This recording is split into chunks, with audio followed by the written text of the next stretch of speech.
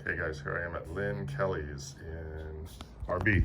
This is a little development here that has multiple units. This driveway is the one that you'll probably have to park in here, I suppose, to do the work, because this is the walkway that goes up to several units here, and hers is 118. I think the address is on the front of the building here. Yeah, 12710, and she's 118. So this hallway here is where we go in, and we're going to put this cover over her front entryway here. So here's what you need to know. We're going to this white lattice, we're going to ledger across here and put a little ledger across here for 43 inches, and then there's going to be a 3x8 beam that's going to go from this wall to the garage wall so that the rafters can run parallel with this brown fascia.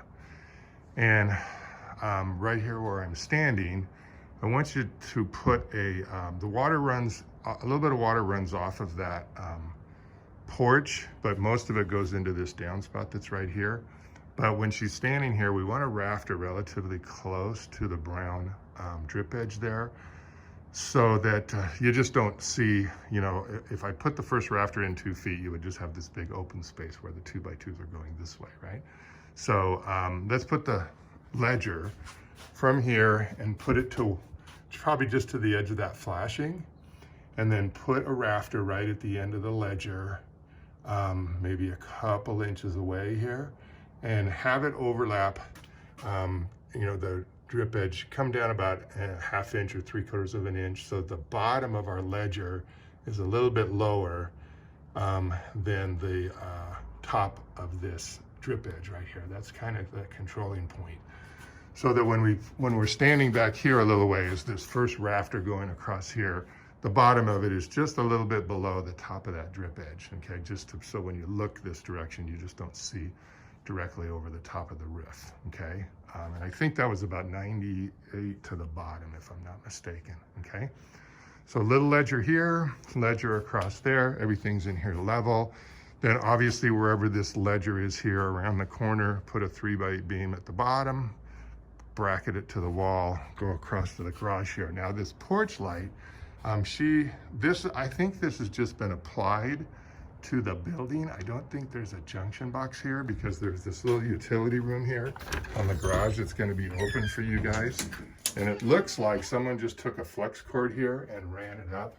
And I can't really see back there, but it just looks like that is the cord that goes through the wall to maybe just a surface mounted floodlight here. So if there's a J box here, let's cap it with a white cap. So bring out a round one and a square one, I guess. And then if it's just got the lamp cord, you know, coming through the wall, then just remove the electrical, unplug this cord if that's what it's hooked up to right here in this outlet, and then just put a little stucco patch and paint it white, okay?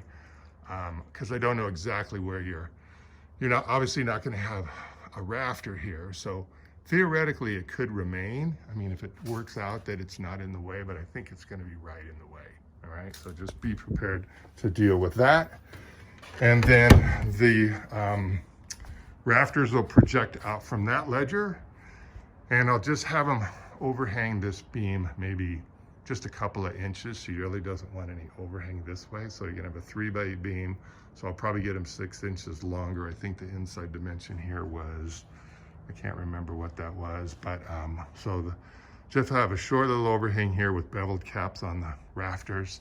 So when you're walking up to it this way, the 2x2s will be parallel with the back wall there, and just come out, maybe just put a tube or two on the front of the rafters here in between the two buildings here, all right?